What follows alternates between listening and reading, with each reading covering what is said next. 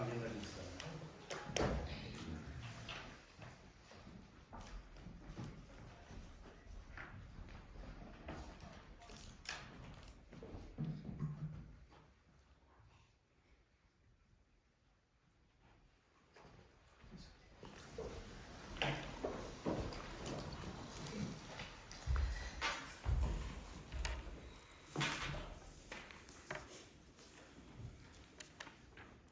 Evening all. So, in terms of tonight's meeting, so apologies for absence. I believe Councillor Barber may be stuck in the train. Yes, so we've got Councillor Barber, Councillor Warren and Councillor Hutchison. In terms of declarations of interest, are there any declarations of interest tonight? I'm a trustee of Assistance Advice, and I also manage a business account with the Co-op Bank. Are there any other Councillor Edwards? Yeah, I bank with the Co-op Bank, and also I do feel that we should have some relaxation. A number of us sit on Cheshire East as well, and that we tonight are sitting here as members of Macclesfield Town Council, and that's where our hat is, as it were. Am I explaining myself? On 6.2, so I'm a member and advisor to the Customer Union for Ethical Banking, and I've received hospitality from the Co-op Bank as part of that previously. Councillor Wilson? I'd like to move a blanket declaration in the interests of transparency for the list of information regarding the banks that are available to us. Not that I'm a big financial player, but I do have a personal account with one bank, and I do operate a club society account with another, and I think it will be safer, rather than us all make a declaration, that we make a blanket declaration that we have relationships with those financial institutions. It's not a pecuniary interest, of course, but I think it's always in the interest of transparency best to do so. Happy with that guidance, Councillor Wilson? Somebody happy to second that? Can I take a vote on that, please? All those in favour? All in favour. Thank you for that. Any other declarations of interest? And Councillor Edwards' point on Cheshire East councillors is noted as well, in terms of we are here as Macclesfield Town Councillors. Thank you for that. What I'm going to propose to do to the meeting is, on the basis of police, we have you should say accountants. I'll get your title right once. You are here tonight, and I really appreciate you coming. I'm going to propose that we take the police first. Can I thank you for the updates we received during the times when there was trouble across the country. I think I've tried to commend our local police force and the police force generally for their efforts during that time.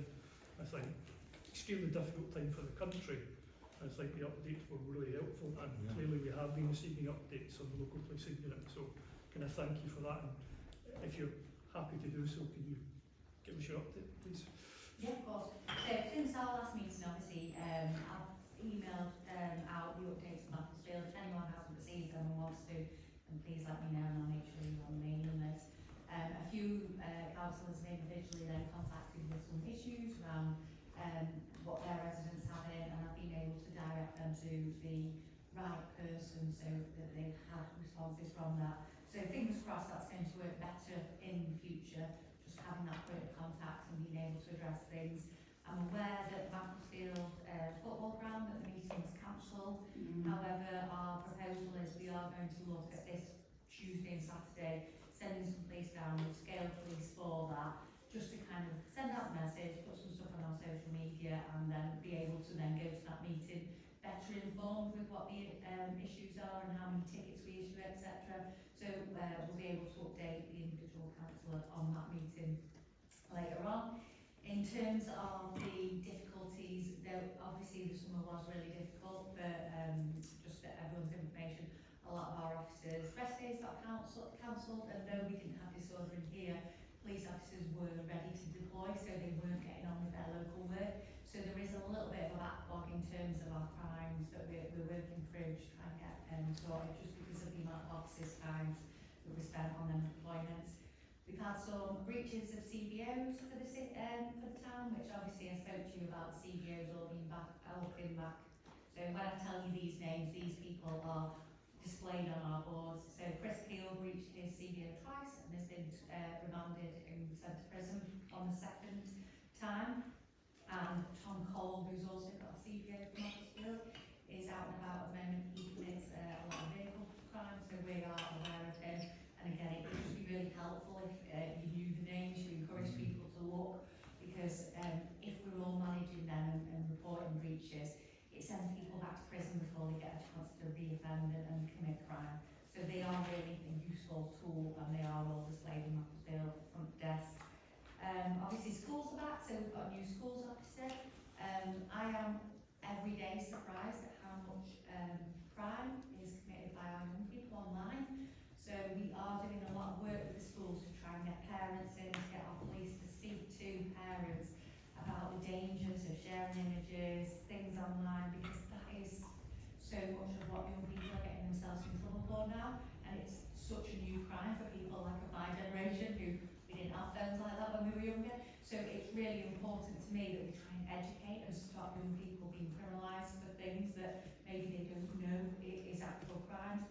We'll continue with our youth CCGs, which I discussed last time, which is around our young people scrutinising our stop and search and our use of force, to try and encourage young people to see what their local police are doing and to have a view on that. So that's something we'll continue, and I'll be able to continue to update you. And I think that is it. There hasn't been any massive changes of staff in terms of your neighbourhood police officers. Sam Wilson from Hollington has gone to the RCU, and we will look at whether we replace him or move someone into his role. But that's been the only massive change in terms of your beat teams. So unless anyone's got any questions. Is Karen Watson back? Yes, she is. She's back today. Or she was back last week, I think, but I've seen her today. Thank you. And I just realised the clerk had actually written your rank on it, and that's what I was fumbling for, Chief Inspector. Councillor Wilcox. Good evening. Just a question. This evening on my way home from work, I heard a story on the radio of young people able to buy or purchase bladed items off certain kind of foreign websites. Are you aware of this, and is it something you could potentially be looking at in the future for kind of knife crimes or anything like that, just give a bit of reassurance? I do. I've done quite a lot of work on knife crime in the past. So our borders and export or the UK border force are really good at checking. And so what we do is, if people are importing knives and we get notified by UK border force, we go and seize them, and then we look at that person's criminal convictions. If that person's got none and we're not concerned, they haven't got any vulnerabilities, they've got no mental health that we're concerned about, then we'll go around and speak to them and tell them not to purchase knives, etc. If that person has a criminality that would allow us to swear out a warrant to then look further into that person's address, then that's something we can do. Or, like I said in the last meeting, having come from GMP, the amount we get from UK borders around that in Macclesfield is really, really low. We haven't really had much knife crime at all. Fingers crossed, we had an incident last year in Western Park, but that has been our only real incident of knives with young people. We did some funded bids last year with a charity called Get Away, Get Safe that did some education in our schools around knives and around the dangers of carrying knives. And we have a monthly meeting with our knife spot for Cheshire. We've also looked at really increasing stop search in the area to try and make sure that young people are aware that if they do carry knives, that they will be stopped. And if anyone is carrying a knife, they're straight away arrested. That's kind of our stance on it, to try and prevent. So I think knife crime in national media is really, really scary, and I totally think young people and the availability of knives is something that we all need to be aware of. But in terms of what we see in Macclesfield, it's thankfully really small, and we're really robust. If we do get any knife crimes, that we arrest straight away, and we never give knives back. So anything online is reported, but it doesn't happen very often around here, is our kind of from like local policing, what we see. Yeah, no, thank you very much. Thank you. Councillor Wilson. Yes, thank you, Mayor. I'd like to thank Chief Inspector Sarah for coming along again to speak to us. When he came to our last meeting, it was really, really useful. And it was the first time we'd seen somebody from the police for a while, and it was really, really helpful for you to come along. The information you sent out about how to access the newsletters for the Macclesfield area has been very useful with residents, because residents often have questions about crime, and the fear of crime, I guess, is often worse for a lot of people than, well, I won't say crime itself, because obviously that's a bit of a silly thing to say, but you know, people are frightened of being victims of crime. You're quite correct in saying that the meeting we had taken quite some time to facilitate was cancelled by the football club at the last minute, which was very disappointing. But thank you to you to ensure that Sergeant Hack was available, Richard Hack. Inspector. Sorry, Inspector Hack. Sorry, I was a bit confused about that title. But we are trying to get another meeting in the diary. Residents are very disappointed because they were waiting to hear what the outcome was going to be. But I think what you've told us this evening about the presence on this coming Tuesday and Saturday at matches, that will be really, really welcome, because the situation is not improving. People are breaking the law, parking completely inconsiderately, and forcing people, wheelchair users, people with prams, young children, to walk in the road when there's so much traffic about. So thank you for all the efforts you're making with that, and certainly coming along to the meeting was, you know, I'm sure you'll come to the next meeting. We're trying to rearrange it, but thank you for being willing to come, because I think it's only going to be a joint effort by everybody that sorts this situation. Thank you. Councillor Edwards. Yeah, thank you, Mayor. I did raise the point with you that it would be nice if this newsletter was sent in the format that we could put it straight onto our social media. It comes as a PDF or something. You can't actually just transfer it over. And I did have a conversation or text backwards and forwards with the chap. I hope that the next one will be easier for us to use and be able to get it to more people. The I'll other take thing, that on. I'm rubbish at technology. I just sent it in the format, but I will try and make that happen next time. also in these newsletters, I don't see anything that says the clean-up rate, you know, the solving, using modern jargon. Just says there were less burglaries, there were less car thefts, there were less. It doesn't actually say how many were actually brought to court. Do you know what I mean? Yeah, our outcome rate. Yeah. Yeah, if that wouldn't be something we put on the newsletter, but if councils would like that for their individual areas or for the Macclesfield area, if you've got specific crimes you're interested in, let me know and I can provide that. We've got a really easy system where I can just do that at a press of a button, even I can do that. So if you do want anything around outcome rates or how many crimes we're having compared to others, it's all readily available and I can get it to you. We just don't, the newsletters are on a template that's been agreed by the force, so we can't deviate from that. But if you want that information, please ask and I can get it to you. Thank you very much. Any other questions? Councillor Hughes. Thank you, Mayor.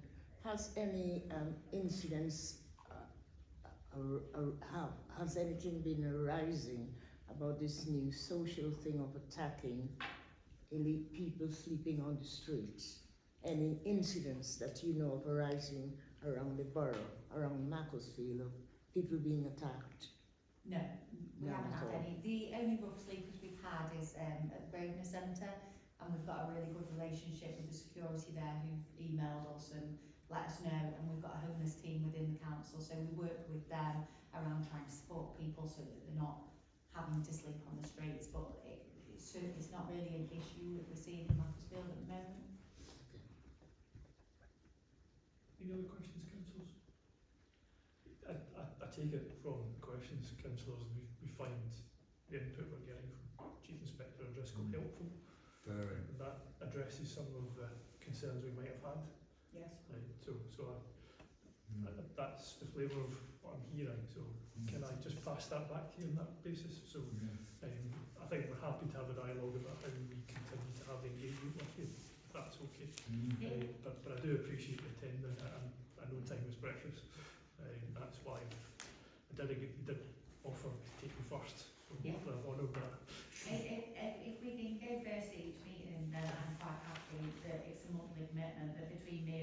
that, we would be able to attend once a month. It's no issues. That would be really appreciated. I think that it builds the relationship and Yeah. it's It's easier too when I've had emails to put faces to names and stuff. So that's absolutely fine to commit to that. We have got HMIC in at the moment. The report won't be ready till probably January, but it's probably worth you all knowing when that report comes out and going through some of the recommendations and stuff for the communities to be aware. quite note that and we'll do that at the council meeting following that. But appreciated, thank you for your time. If there is anything particular you'd want in my updates around outcome rates or around crime going up or down, just let me know and I'll make sure that I come with the relevant information for you all. Can I suggest that councillors feed that back to the town clerk so it comes through centrally rather than a swamp of emails? Thank you so much. Thank you. Thank you. So thank you, public speakers, for your patience. I'm given it seeking to build the relationship with the local police unit. And I hope you understand why I deferred your conversation. So can I, at Macclesfield Community Hospitality, I believe you're going to speak about that. No, to stand up or Whatever you're comfortable with. well, if everyone can hear me. Of course we can. I've got a silly booming voice. But thanks for allowing us a little bit of time to talk and discuss the current proposals from Cheshire East in relation to parking charges. Most of you will know us as Becky and Andy from Treacle Market. A little prior to that, we started up Macclesfield Hospitality Action, which was wholly based around giving a leg up to the hospitality operators in the town during COVID. This was successful, with the change of use of some outdoor spaces allowing a multitude of operators to actually operate whilst under the restrictions that were in place. Coupled with that, we offered technical advice for hospitality operators with the need to scan people in and out of their premises. This all led to a solid joined-up approach from operators across the town. Now you may ask, what on earth does that have to do with car parking charges? And that's kind of one of the key points. The cause is different, yet the multitude of operators and stakeholders in the town it will affect is very, very similar. We're expanding the offer of support to all hospitality operators, retailers and service providers within the town centre. And we've been in touch with a lot of the town centre stakeholders that will be affected by the introduction of parking charges. And the feeling is this will have a huge impact on business, footfall and a lust for folks to come into an already struggling town centre. A couple of key examples: St Mike's Church, where a congregation are likely to now have to pay to pray, which surely doesn't sit that well with anybody. Staff working in shops or outlets now being forced to pay to park whilst working a Sunday or an evening shift. The impact to residents, where people will simply park on side streets rather than paying for parking. There's a few things that we do know. CEC need to recover some of the £100 million deficit. They've got the legals in place to do this with regards to parking, and we're actually within their legal rights to do it. Morals not really coming into play there. What we hope to achieve is a joined-up approach to influence the outcome of the consultation. We would really like a face-to-face meeting with Cheshire East or the decision makers who are part of this process. The implementation of a single charge for Sundays and evenings. We're suggesting £1 all day on a Sunday, which is a lot more palatable and potentially a lot more profitable for CEC than an outrageous charge for all-day parking, which will drive people to simply not pay and not visit. Above anything else, we'd really like to ask for your support within this room and to offer our support to you in getting a mutually beneficial agreement with Cheshire East, Town Council here and businesses and stakeholders within the town centre of Mac. We currently have an online poll which is live and it's to ascertain what people will be comfortable actually paying. We've around 250 registrations so far, and we'll be formatting the kind of real world results from the poll, which should end on the 1st of October. We hope to have quality data to what seems to be a project that's already signed off, although still in alleged consultation. Again, just to reiterate, we wish to work with Cheshire East, not against them, and hope to get support from everyone here to at least get face-to-face with the decision makers. And we're happy to have any questions or any feedback from you guys in the room. Sometime? Yes. Thank you. What I'm going to propose, councillors, if you're minded to, is to take the discussion about the car parking now, whilst public speakers are with us, rather than wait for the end, much as our meeting is exciting. Right, I'll be happy to do that. Sorry, Councillor Harewood. Mr. Mayor, are we coming upon this as an item, or shall I make my views known now? Yeah, we're coming to discuss it as an item. As an item. Councillor Harewood. Yes. Okay. So, heard from Hospitality Action, there is a consultation going on in terms of car parking in town. I think, as I understand the agenda, what we're seeking to do is to understand what feedback you would like to give Cheshire East. Is that right, Clark? Tim Clark, thank you. I'm just checking, it's been a long day, I want to make sure I'm right. I'm happy. Views, is there any views on any councillors on this matter? Yes. Councillor Barber has sent some comments, albeit he's on the train, Yes. somewhere between here and Birmingham. So Councillor Barber sent an email because he couldn't make it because, like the Mayor says, he's stuck on a train. So this is Councillor Barber's email. Thank you to residents and stakeholders for all of the public input they've given into this issue. To be clear, I absolutely recognise the position Cheshire East Council, like many across the country, find themselves in. Over a decade of underfunding of local government means difficult decisions are required. However, any decision must be taken in a way that is fully informed. I'm disappointed by it being a statutory, not a full consultation. Residents are finding it confusing to respond. To my grandparents, town centre residents, as an example here. They parked their car in a council-owned car park overnight, yet now they're uncertain and anxious about what this could mean for them. I feel it's been poorly communicated. I also note that given the damage these proposals could have, mitigation should be factored in through improved public transport on Sundays and evenings. As it stands, we have very limited Sunday and evening services in Macclesfield, and it remains to be seen if there'll be improvements in this offering. And I believe that there is an item on the next Highways Transport Committee relating to this. I again recognise that without meaningful funding and devolved powers, it's difficult for Cheshire East, but I fear that these proposals could do more damage than good to our town centre. My final point is just to urge everyone to respond to the consultation. It's important that Cheshire East gain as much informed public input as possible. Whether you agree or not, we urgently need to ensure that Cheshire East know how the people of Macclesfield feel. Councillor Wilson. Are you taking it down to item 11 now then? Yes. Yeah, okay. First of all, thank you very much indeed to Andy and Becky to come along to represent the hospitality and retail workers, businesses in the town. I think the really key thing here is that, speaking as a Cheshire East councillor as well as a town councillor, as Cheshire East we have to save another £100 million. So we're not bankrupt. I think it's unlikely we'll go bankrupt. We've got to make the changes we've got to make. But we have to find another savings of £100 million, which is why we are where we are.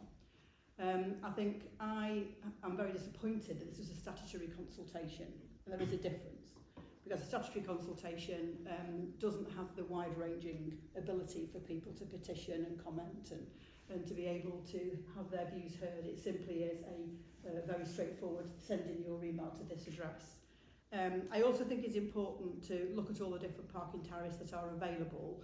I think there's potentially some misunderstanding about the additional cost here, and certainly there are quarterly and annual costs available for people who want to buy a parking permit to park the cars on a town centre car park.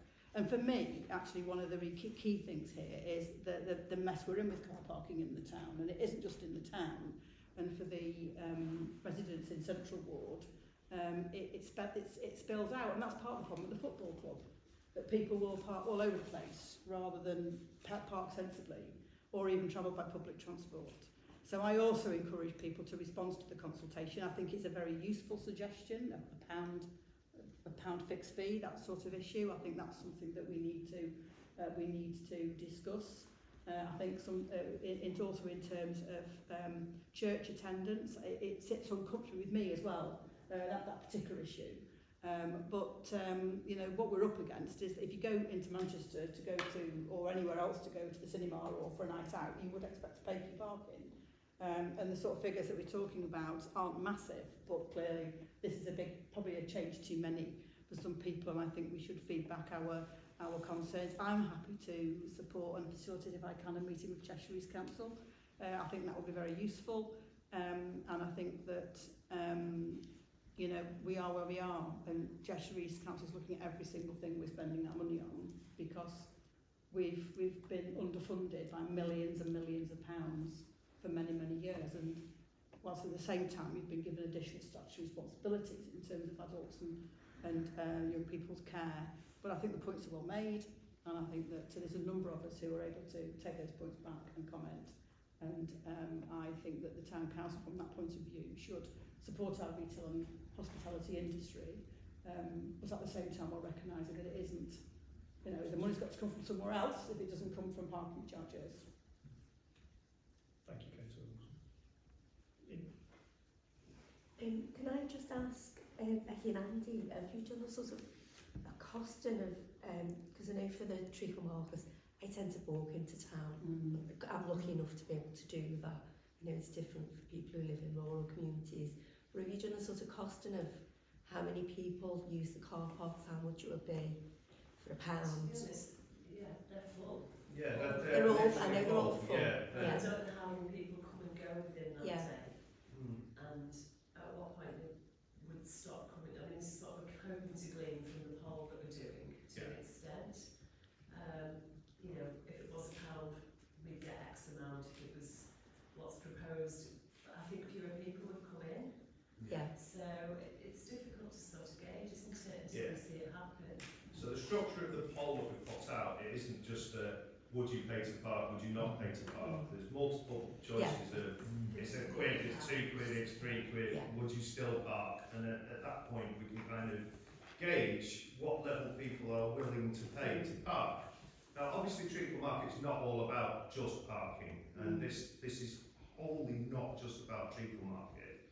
It's completely about the whole town centre and the effect it has on everyone. We've totally took our Treacle Market half, because effectively most people that come to Treacle Market can probably afford to pay for parking. But if there is a reduction in footfall, there's going to be a reduction in people using the other services in town, and linger time in town is going to be hellishly low. That's one of our biggest concerns. Yeah, so people would swoop in, do treacle, go home. Yeah. They won't go for a meal, they won't go for a drink. You know, the other businesses of the town aren't necessarily going to benefit like they do now from Treacle Market if people aren't going to stay so long.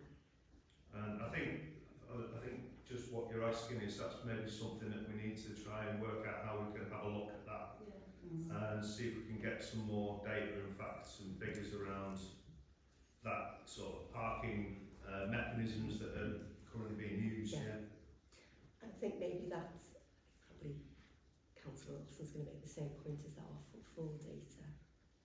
We could look at that as well on Sundays and evenings. I mean, confidently say that Treacle Market's bringing in £14,000 to £15,000 people for footfall on a Sunday.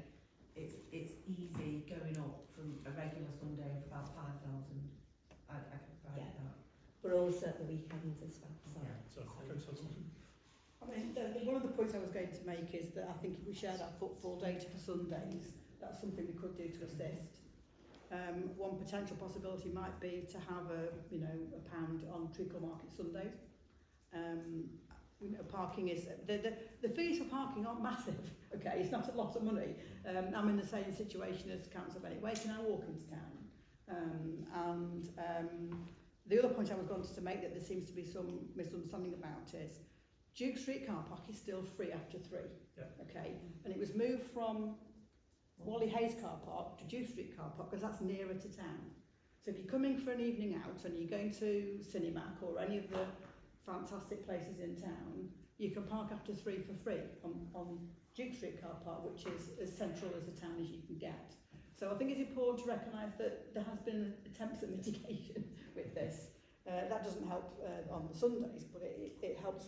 Hopefully, it will help hospitality action people. maybe if people knew about that, because I mean we've had to ask questions ourselves about whether the free after 3 is still happening. Yeah, and that's Because that, securing the change from Wally Hayes to Duke Street was a positive thing because it's more in the town centre. But I wonder whether people know you can park for free after 3 at Duke Street, because I mean that does assist that you can park there and have your night out in town. Or So it's more a question, Councillor Wilson. Presumably, as part of any discussion, you could determine which of the car parks was free after 3.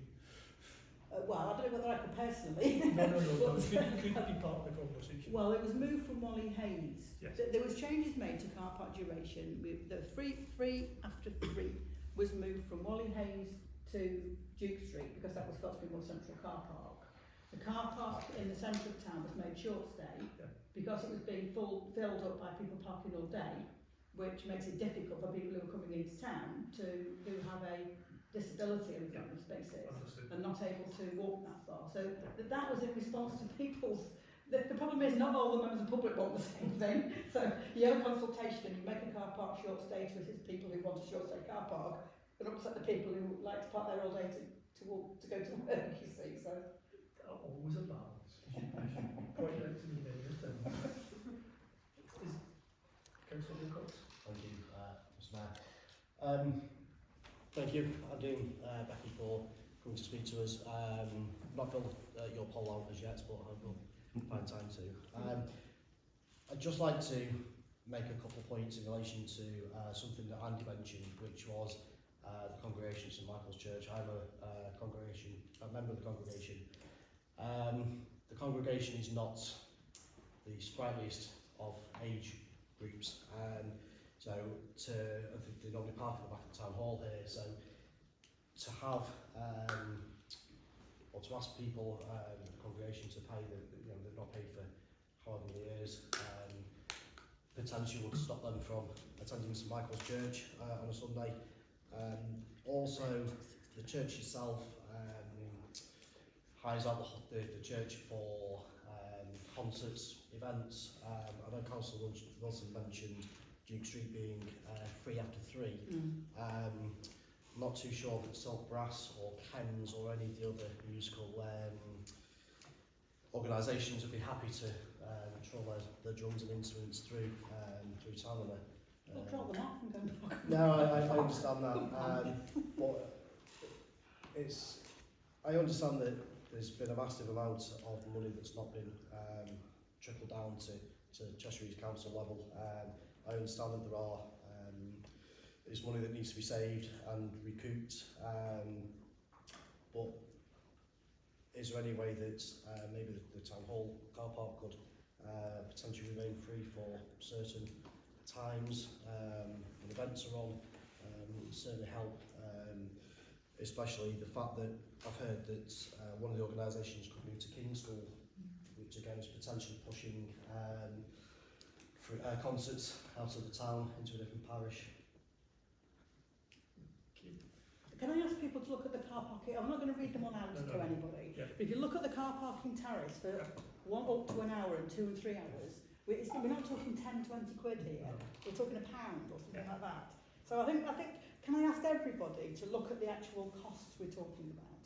I totally get the points have been made tonight by everybody, and we'll do our very level best to sort this out as a big issue.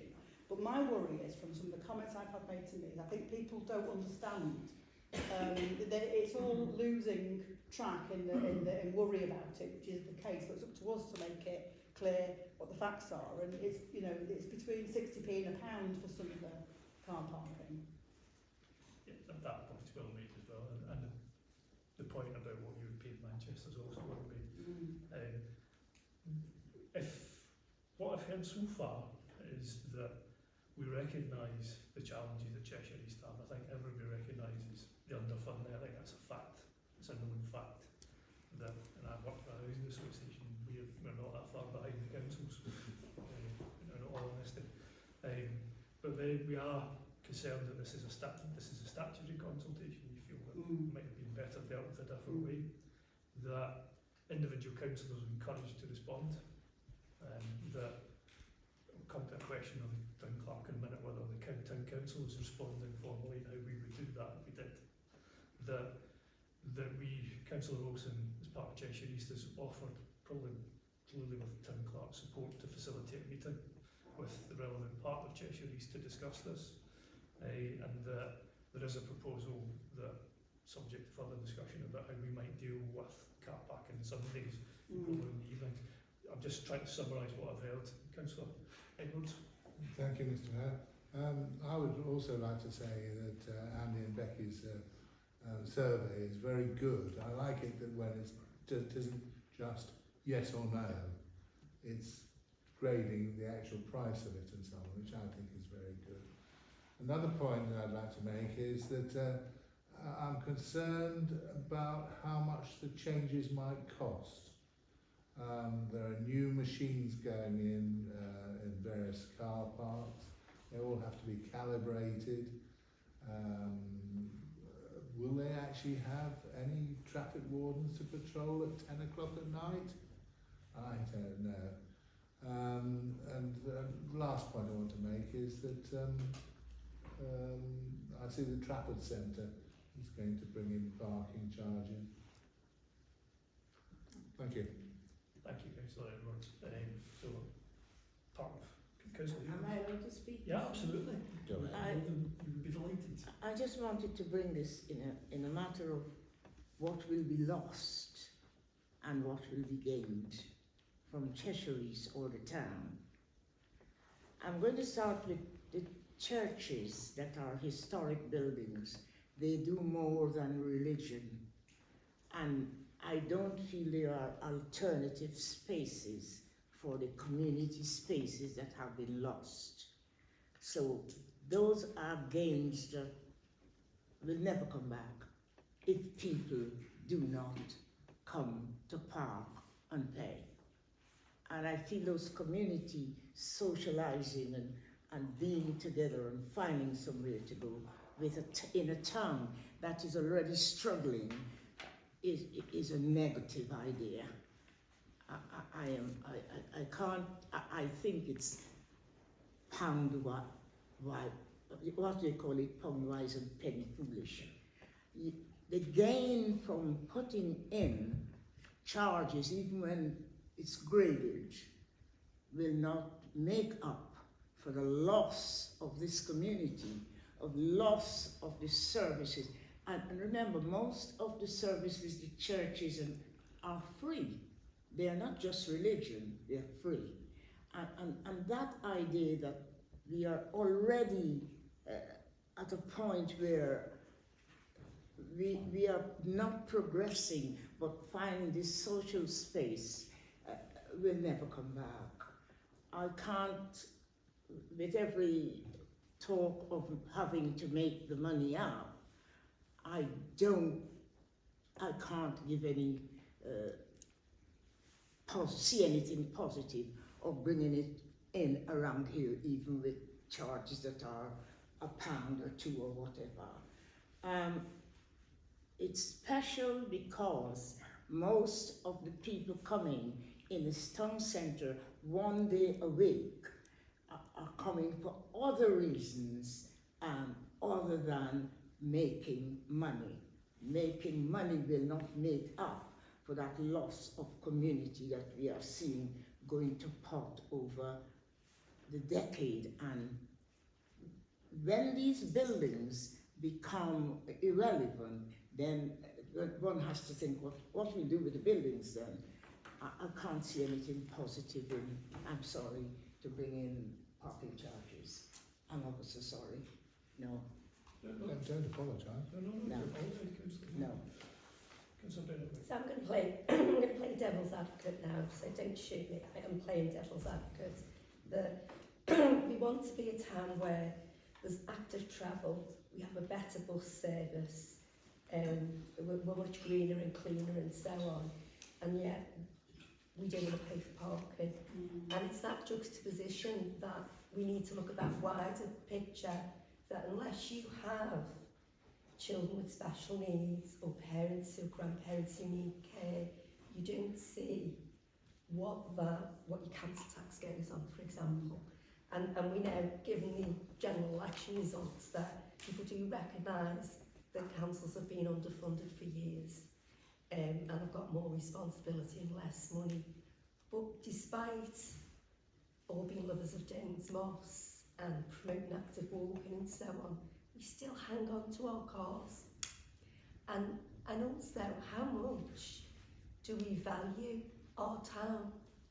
You know, you're talking a couple of quid for if you can afford to put petrol in a car, a couple of quid is going to be less than a cup of coffee, a pint of beer, a Greg's pasty, whatever. It's not that much to value your town and the businesses and the community and the church and everything else that makes Macclesfield brilliant. You know, my list could go on forever. And I really do think that we shouldn't get catastrophised. I'm the world's worst catastrophiser, and I try not to do it. It took me years working on it. But let's not catastrophise over a couple of quid to value our town, to value what goes on in this town, and that, you know, the work the town council does to provide a free bus service, all the events we put on for free, the fantastic work that, you know, our hospitality sector do, which I really enjoy, as you know. But you know, it's a good place to live, to work. Let's not catastrophise, and let's think about what we value, and also how we change. I'm very attached to my car, and you know, just give me a little shove to walk more, you know, it would be good. So let's think about how we change things, and not think about, there's some people with really deep pockets who don't want to pay for anything. And I'm just going to be honest, because it's my point of view. They don't want to pay tax, they don't want to pay parking, they don't want to pay for anything. And I'm happy to pay. I'm not a rich person, and I'm happy to pay parking if that keeps our businesses going. If I'm going on a nice house and I'm not having a drink, I will take the car and I'll pay for parking, because that's how much I value the town. That's me playing devil's advocate. Thank you for that. I'm going to suggest, councillors, we bring this up, the meeting to a conclusion, if you don't mind. I'm conscious of the contributors, but also it's getting dark outside. As they say in Scotland, nights are fair drawn in. Right, so we've summarised in terms of recognising Cheshire East's position, we summarised in terms of responding, that we're concerned about this being a statutory consultation, which is facilitate a meeting. We, presumably as part of that meeting, we're discussion about what could be done, what a reasonable solution would be that balances all the points the council has made in terms of continuing to allow the business in the town to operate against actively over time we should move towards active transport over time. I don't think society is quite where it needs to be yet. It'll be a personal position on this. My only question for council, having summarised that, is this something that we respond to individually, or is it, do you wish a response from the town council? So I'd like to add as well, looking at the issue of people parking overnight, because it came up in the discussion, but I think it's clear that people who live in the town centre park on town centre car parks overnight, and there'll be a charge up till 10 o'clock now, and the charge is until 6 o'clock. Because of the method of the consultation being a statutory consultation, we're going to need to respond individually. Yeah.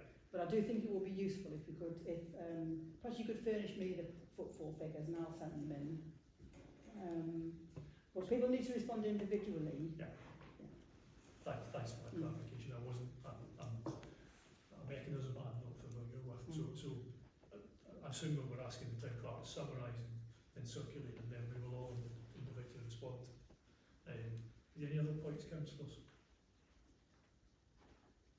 I think thorough conversation. I hope you feel that you've made a contribution and you've been listened to. Yeah, that's really valuable. Thank you very much. And just before we leave, just to say, look, we're totally open and interested in hearing alternative views and alternative ideas. It's something that we wholly support. And just the feedback that we've had from multiple areas, some people are willing to pay, some people are not. Just a quality approach from everyone joined up would be grand. So thank you very much for your time, guys. I thank you for coming, really appreciated. What I'm going to propose, councillors, is I take the CEB report and let Will do that, present that to us, if you're happy with that. Will, if you wish to present the report consistent with advice, and be very patient with us. Thank you very much. Well, indeed, I'm Will McKellar. I'm representing Citizens Advice Cheshire North, which is the Citizens Advice capacity space here in Macclesfield, for those that don't know. And I'm addressing a report that hopefully you've all had the opportunity to have a look at. In comparison to the previous report, it's not a million miles away. Similar kind of issues that we're dealing with, similar kind of numbers really. There's always going to be some variation month to month, quarter to quarter. Looking at the numbers, the one that I would pull out, which I do explain in the report, is the reduction in the number of debt cases. That's nothing to do with the fact that maybe Macclesfield is now becoming immune to issues of debt. It's just that our money advice caseworker left for another role, and we have to go through the process of recruit and train, because unfortunately qualified debt caseworkers are very difficult to come by. They often get poached by housing associations and other such organisations, and we have to recruit and train, and that's what we're doing at the moment. We're fortunate to be able to recruit, and they're going through their training at the moment. But like I said, yeah, the numbers of the issues are not a million miles away from each other from the previous quarters, but if there's anything that anybody wants to pick out in particular, very happy to talk to that. The point, I think the one point I do draw on is the, and it's not something that we can pull out from our database, but it's something that we have noted, is the increased need to provide interpreter services. And the reason I bring that up is because I'm not going to massively interpret it, apart from the pun, but it's representative changes that we're seeing in our demand for our service, and I would suggest maybe broader changes within the locality and the need to adapt services. And I dug a little deeper into the numbers that we do have around the interpreter services, or the need for interpreter services over the last few years. And so if you indulge me, I've plotted it since 2019, and we record a number of metrics, but one is cost and the other one is time spent, essentially minutes, because we're charged by the minute by our interpreter service, which is a telephone-based service. So in 2019 it was 41 minutes across the whole of that year, which was 41 minutes on interpreter. 2020 it was 65 minutes. In 2021 it was 698 minutes. In 2022 it was 361. Last year, 2023, it was 769, and already this year it's 589. So there's been a steady, maybe a little bit of ebbing and flowing midway, but there's a definite steady increase. And matching that, not surprisingly, has been the cost. So in 2019 it cost us £37 in total for interpreter services. The following year, 2020, it was 58. Then in 21 it rose to 552. In 22 it rose to 329. In 2023 it rose to £585 across the whole year, and for this year to date it's 816. Now part of that is been because there's been an increase. It rose midway from 75 pence a minute to 80 pence a minute. But even accounting for that, there's a definite increase, definite need and demand for that interpreter service, and with that, a change in the nature of the clients, and with that, to a degree, the issues that people are bringing to us. I just thought it was an interesting point, and it's something that we'll be looking at, because we like to be a responsive service, and so we're going to have to address the apparent changes in the demand of our service and account for that.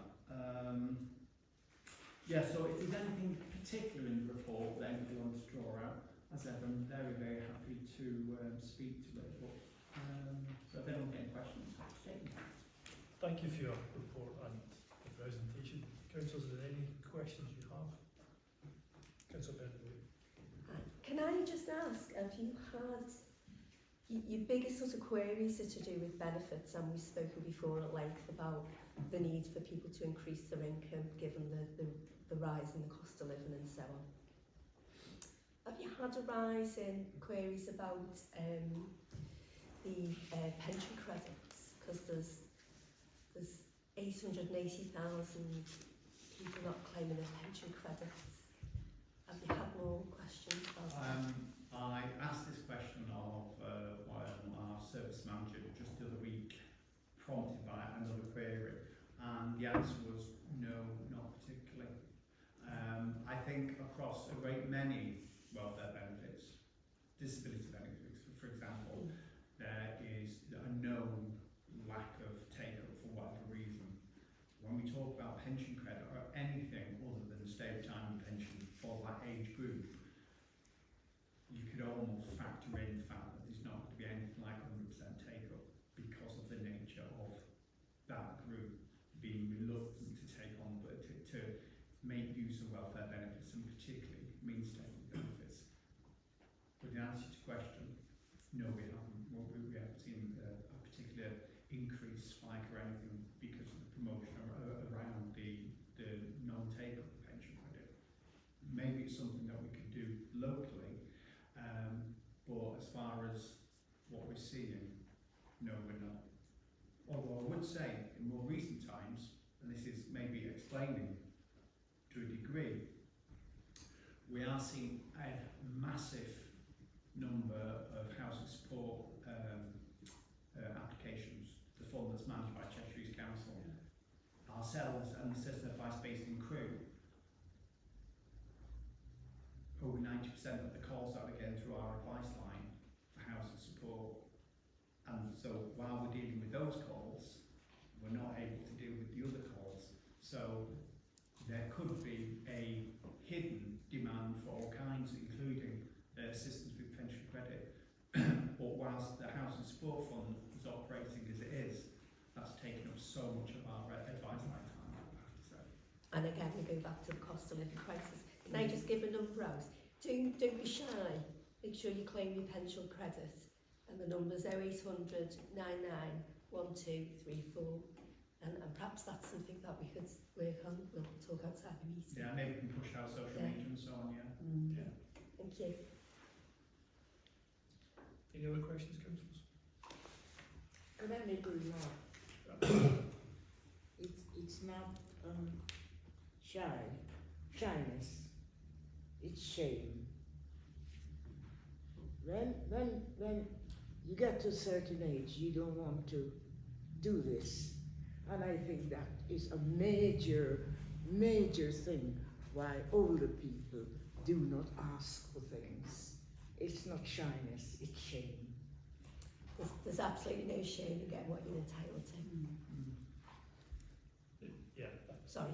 No, it's a fair point. I think that people have worked and they have contributed, therefore they're entitled. So I think that having that number and then promoting people to claim it so that they have generally the income that they are entitled to is certainly something that I would promote. It's something that as a housing association we certainly do with our customers, because that tends to be the challenge at times, amongst others. Any other comments, councillors? In that case, can I thank you for your time and your patience and clearly the work that Citizen Advice continues to do. And I think clear that we value the funding we get, the benefits of the funding we get. Okay, thank you very much. Thank you. Thank you. So now that I've taken you completely out of order, councillors, because it's already been fun to vary the agenda. We go to the minutes of the last full council meeting, item number 3. Are you content to approve the minutes? Move the minutes. Thank you. Can I have a seconder? Councillor Edwards, can we take a vote? Are we happy to approve the minutes?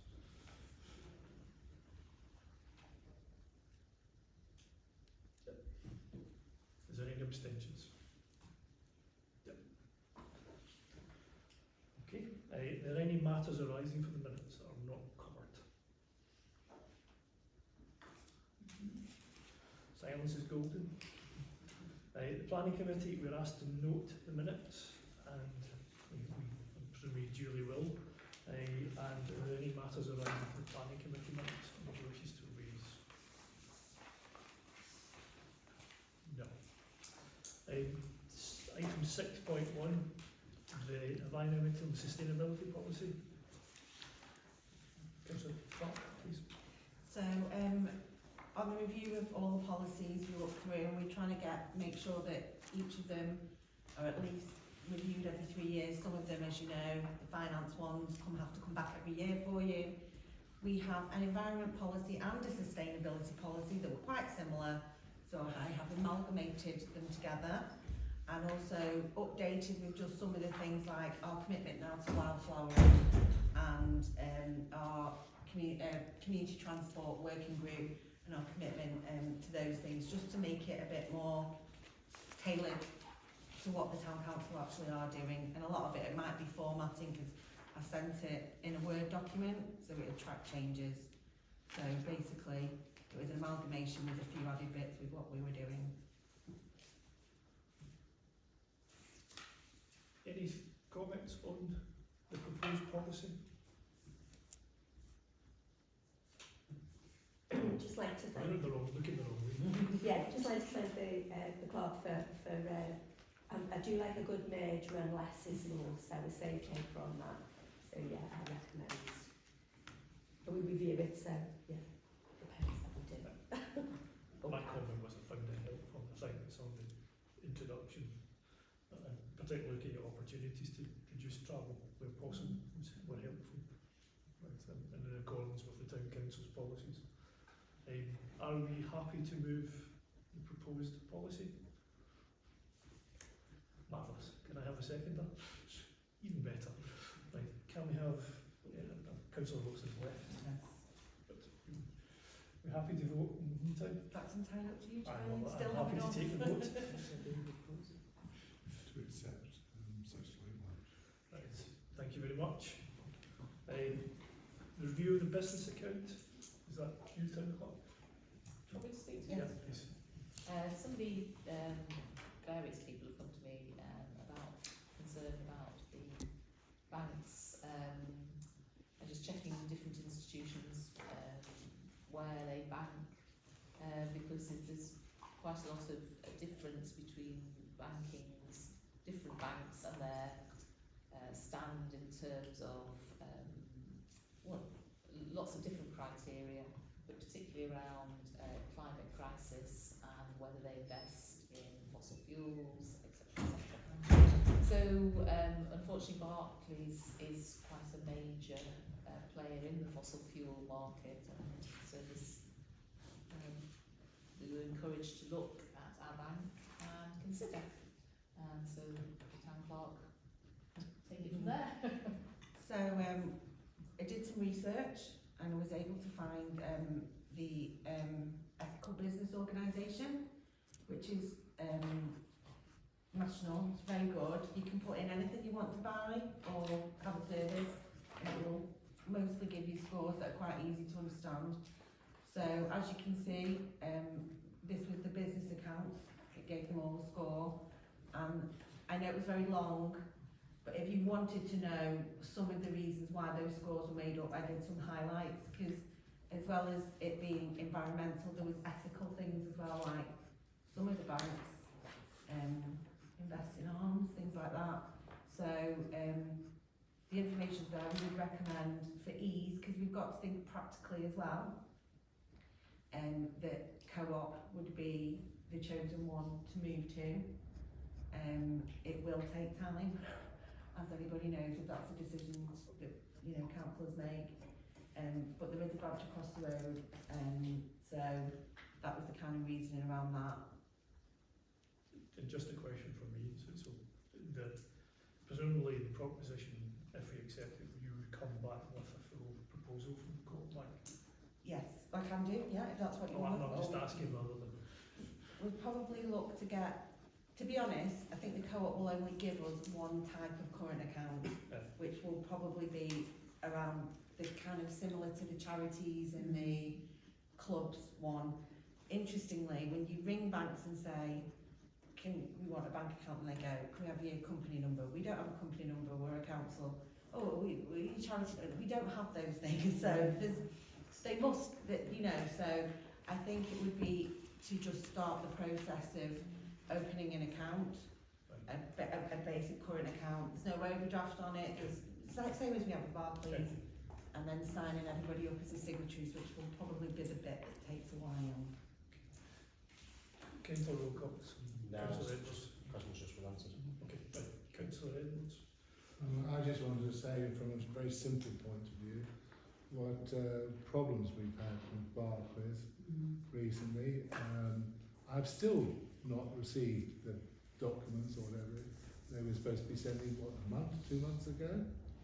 And what a joy it is to deal with the co-op bank, where I know the people's names, and it's absolutely great dealing with them. Thank you. Thank you, Councillor Edwards. Councillor Thompson. Just going to check if we have this struggle between charity and company, what do other councils, where do they go back? Well, exactly. I think it was just the person in the co-op. No offence at that time. They're just not aware of it, but we will get to the right people. And if we can't, for any reason, because you can see the top bank there, this Trio DOS bank, they won't take any more business customers on. They're the highest rated. So if we can't get an account with them, I'll come back with a different person. Councillor Wilson.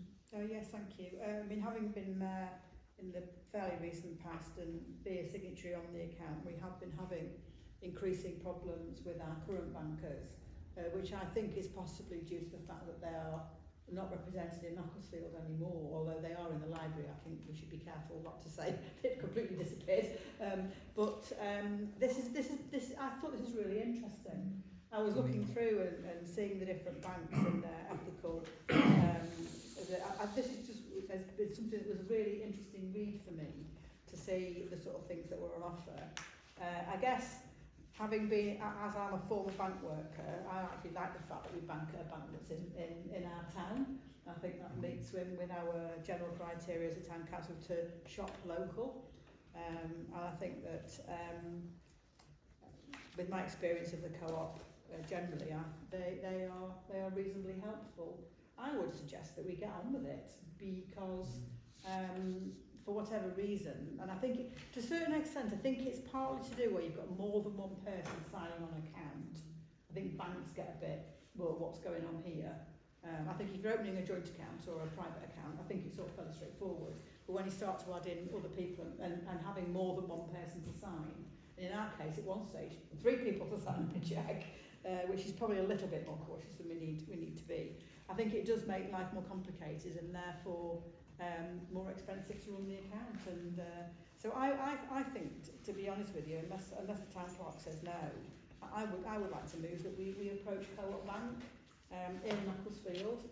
We go through the process of opening a bank account with them because they are nearby, and I think it's really helpful that thank you to the Finance Committee for looking at this, because I think that it's always right to review these sort of things from time to time anyway, you know.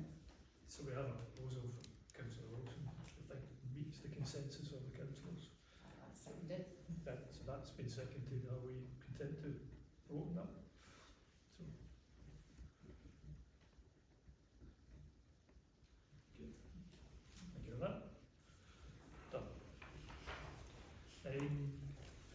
Takes us to item 7.3 on the agenda. I believe the CCTV is unfortunately unwell. Yes, they're not here. Again? Yes. My proposal with the meeting would be generally if we're paying for services from tertiaries that we should expect reports and people to attend. I understand the circumstances, but it's been a pattern. So my position on that, Councillor Wilson. Well, I raised at the last council meeting an issue regarding CCTV that I didn't raise under matters arising because it was already on the agenda regarding an incident that took place where in an area where we know there's CCTV, but we were subsequently told that it wasn't working.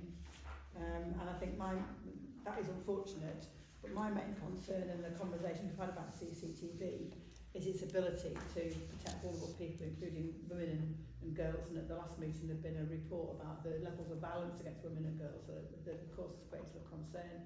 And I think Councillor Wilcock in the past has recounted about a situation when he saw something happening in Cordell and very quickly people came to assist, and the CCTV I think is something that keeps people feeling safe. So really, bearing in mind the amount of money we're investing in this as a town council, this is one of those services we are supporting that, you know, we would lose if we didn't make a contribution. So we have done so, which is honestly one of my main criteria for contributing towards something. If we're going to lose it, we should try and look at trying to keep it. If it's beneficial to the people of Macclesfield. And I do think it's been months and months. I can't remember the last time someone came along to talk to us about it. And I'm sorry if someone's poorly, I mean, these things happen, but there must be somebody else who can come into that. Thank you, Councillor. Any other councillors? So I'm going to propose it from the mayors that we should raise our concern with the CTV, that our confidence in terms of its ability to protect and seek assurance from them. I don't think I've amended anything. Yeah, and what I'm going to suggest, ask the town clerk to do is to write to them formally. Yes. Clear that our expectations they will attend the next meeting. Yeah, I just wanted to add that we haven't even had a written report this time. Yeah. They do sometimes send written reports, but Councillor Gillman's quite correct. No one has actually been. We normally get a written report that we can look at, and they haven't even had that this time. I did request written reports. To be honest, I don't even know where our 2 mobile cameras are outside. Where are they? I don't know. So I'm quite happy to write something formally that I'll maybe compose with the mayor and send on my behalf. Yes, please. Would be councillors content if we proceeded that way? Okay, thank you. And I speak personally the general principle. We are funding things for churches. We do expect to be able to scrutinise. Absolutely. Receiving for the service. I think we may get asked to do more of that as years ahead. Okay, so Silk Museum, we do have a report on the Silk Museum, it is on holiday. I was on holiday, yes. But we do have a detailed report. Is there any comments on the report we have received from the Silk Museum? Yeah, I was pleased with the detailed reports. I was concerned that coach parties had cancelled at the last minute. I wondered if they'd asked for a non-refundable deposit, because that's quite a big loss, really, to have coach parties cancelled. So it's worthwhile just to ask if they ask for a non-refundable deposit, so they don't lose too much money. Councillor Wilson? No, thank you. I have 2 points. One follows on from Councillor Bennett-Waite's point. I would be interested to know why they were cancelled at the last minute. I think when we're having such a detailed report, it would be useful to know if there was reason or reasons. And the second thing I wanted just to do my usual for the when football came to Maxwell, it's brilliant. I went to have a look almost immediately after it opened, after the last meeting. It's really good, and I think there's a formal opening, isn't there, coming up in a couple of weeks' time. So it's really great, and linking in the football club and the Silk Museum and reaching out. I mean, obviously the football club and Silk and industry and manufacturing in Macclesfield is all linked anyway because of the history of our town. But to have such an interesting report, interesting display in the museum is going to improve football. Yeah. So we thank Emma for the report. I think a couple of questions we might want to fill back to the clerk. Yep. That's happy with that. South Park Pavilion. Oh, I'm going to cover this one. Right, so clearly, as you're aware, we're out stage 1 of the tender process. We expect tenders in by the end of the month. Next Monday at midnight. Monday next, which is the end of the first stage, Yes. which is about the selection of a contractor to work with to come up with a final price for the pavilion before we execute a contract. We're not at the point of appointing a contractor. This is the point of selecting the contractor to work with.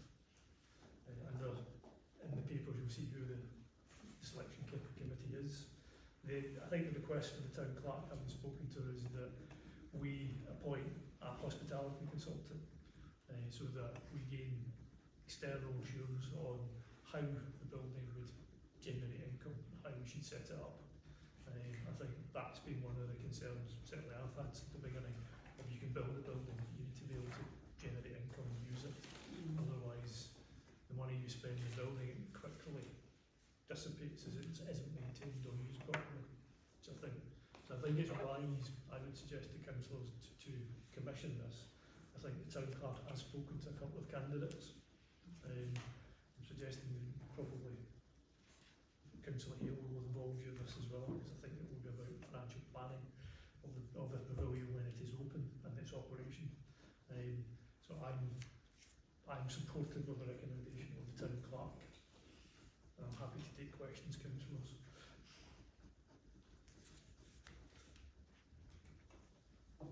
Can you just, I can see in the document it says for a budget up to £12,000, but actually on the agenda it doesn't say. 12,000. No, it's fine. It's my fault. It's 12,000. Up to 12,000. Yeah. Councillor Wilson? Well, I'm happy to move that we agree to approve a budget of up to £12,000 to recruit a hospitality consultant to assist us with the preparations for the operational side of the project. And if somebody will speak, second that, I'll speak. Second that. Can I take a vote then, councillors? Susan, all those in favour, please? That's unanimous. Thank you very much for that. Parks funding. Sorry, apologies, councillor Wilson. I just think you never know how many people are going to watch the video afterwards, but I was asked earlier in the week by people if they could watch the discussions about both the car parking and also the Titherington. I've had a few people into the Titherington playing areas, and I do think when we get the opportunity, I think it is actually important to say that. So I sometimes worry that more information needs to be out there, so people are as informed as they can be about some of the reasons for the decisions, particularly if those decisions people have concerns about them. And I don't think the second there's any concerns about the pavilion, because the whole consultation process was very detailed and very positive. But the key part of this pavilion is going to be the offer in that pavilion, it being a community place. Anyone who's tried to book meeting rooms or organise an event will realise that there is not as much out there available as you would hope. So I think that you know, we've got to wash our face in this building. It's got to pay for itself, and it's got to be a place people want to go to, and it's got to have an offer from a hospitality point of view that covers a really wide range of offers. It's got to be a cafe, it's got to be it's got to be an events in the evening, maybe a comedy night or a music night or something like that. And I think that having a professional approach and engaging with the type of activity and how we're going to deliver that as well, I think is really important. So I just wanted to explain a bit more background really to the decision, and I've done that now, so thank you. No, apologies for me. You're absolutely right. It is very clearly about being able to operate and to be used properly for the community, but generating sufficient income to allow it to be operated properly, which is, I think, those of you who've heard me for a while, that's always been one of my concerns with us. That you can build buildings, but you need to look after them, and they need to be used. But I think it is reminded it's a fantastic location, and we're fortunate to have it. Thank you for that, Councillor Wilson. Now, parks funding.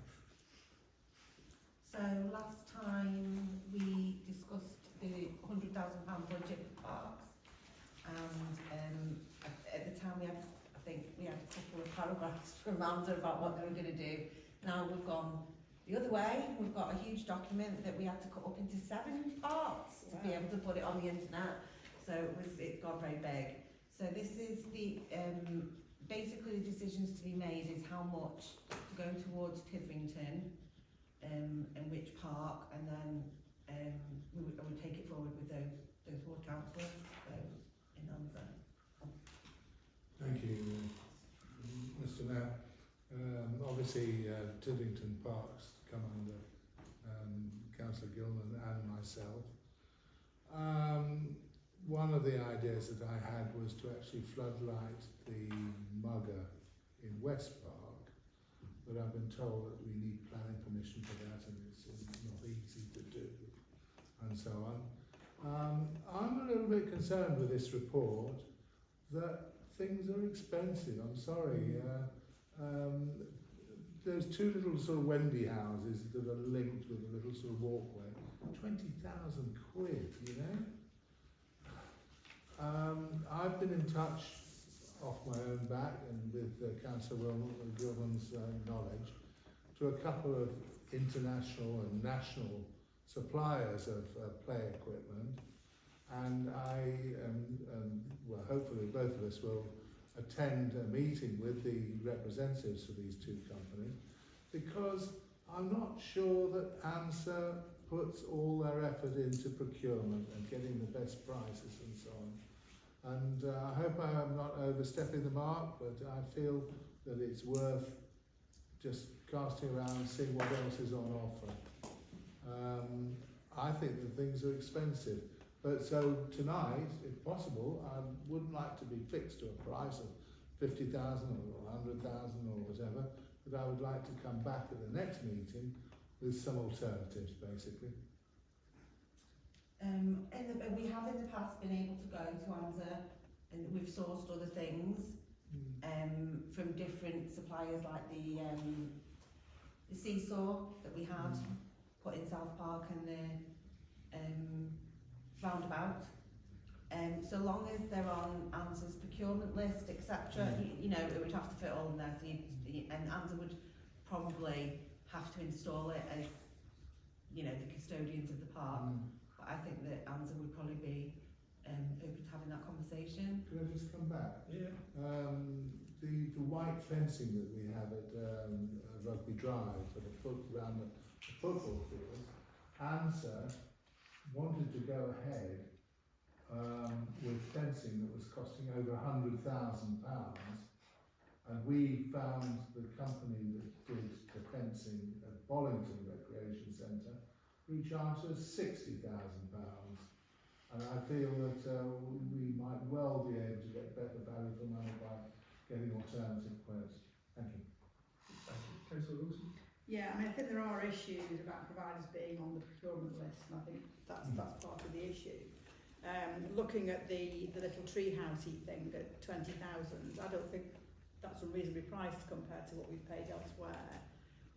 Certainly in terms of the Ashgrove Park, I would just want to say my piece is I think we need some accessible equipment. When I think it's down to the councils and the residents to choose what they want. If we can get a better deal and more stuff, that's absolutely fine. But the wheelchair carousel and the wheelchair accessible seesaw are mega popular in South Park, and I think we're making sure that we recognise and provide play equipment for all children, accessible to all children. Can I just come back on that, Please. Thank you. I've sent the documents about this to Fiona Walton for her opinion of it. I haven't had an opinion yet. She advised us, and she spoke here about equipment for disabled people, and I would like to include that in my report. Okay. So I think the mood of the meeting is to allow Councillor Gilman and everyone to review what's been proposed and to come back to the next meeting with council with what they believe is the sort of type of equipment and cost we should be incurring. Is that my understanding correct? So, Thank you. Can I make the same point I made at the last meeting? That when we get that information back, let's take it to services, if that's going to speed up the decision. Because at the last full council meeting, I asked for it to go back to services, and then it only came in time for full council. I'm just conscious that this needs doing, doesn't it? I mean, I've had people approach me apart from about the state of the equipment there, and it does need replacing. And so, if we get information in time for it to go to the next services committee rather than wait to the next full council, we've made the decision in principle to do this, Yeah. and I would like us to be able to do it as quickly as possible. So we're delegating the actual. Continuing with our previous delegation to Yeah. services if the paperwork's ready in time, and I hope it will be. I think that's a wise proposal. Thank you, Councillor Wilson, for that. Thank you for that. Notice conclusion of audit, I think it's just a report. Yes, and to know there was no Yes. things. Yes. Yes, I'm trying very hard. Yes. But your audit was So what was that? There was what? There was nothing on it. There was no issues at all. So I was very Well, I pleased think with it's- myself. Well, that was important to say Yeah. in this public meeting where there's a few members that probably the word at the beginning that the audit has passed without any questions or concerns whatsoever, which is a testament to the work done by both our staff and councillors on the finance committee and those that are involved in signing on the accounts and things. And you know, we passed with flying colours. You know, it's important that we recognise that because. There are critics of local authorities and councils who, you know, raise issues that this full health check audit dispel. So I agree, Councillor. I think that we should note the audit was passed with no issues. Thank the finance committee and the town clerk and the staff for achieving that. And just move that forward. Great feeling. Yes. I know how glad the finance director gets when that happens. Not that I would expect anything, but just, you know. And it is that point that we are transparent to the public for the expenditure that the town council incurs on their behalf. Right, so I get the pleasure again. The date and time of the next meeting is the 28th of October at 7 o'clock. And with that, thank you for your attendance. And thank you to those who listened.